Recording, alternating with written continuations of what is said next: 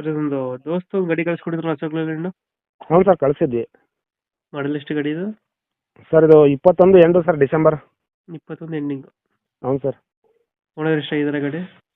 Sir ಈಗ ಅದು 3ನೇ ಓನರ್ ಚಾಲ್ತಿ ಇಲ್ಲ. 3ನೇ ಓನರ್ ಇದೆಯಾ? ಹ್ಞೂ ಸರ್.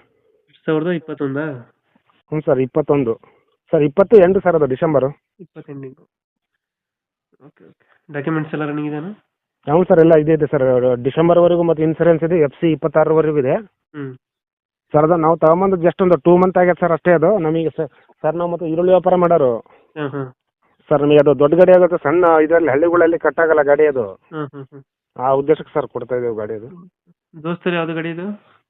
ದೋಸ್ತ್ ಸರ್ ಇದು LS ಸರ್ ಅದು 4x2.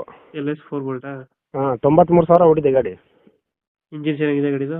ಹ್ಞೂ ಸರ್ ಗಾಡಿ ಎಲ್ಲ ಕಂಡೀಷನ್ ಇದೆ ಸರ್. ಲೋನು ಯಾವುದಿಲ್ಲ? ಇಲ್ಲ ಸರ್ ಲೋನ್ ಇಲ್ಲ ಸರ್. ಅದು ನಾವು ಬೇರೆಯವ್ರ ಹತ್ರ ಕ್ಯಾಶ್ ಮಾಡಿ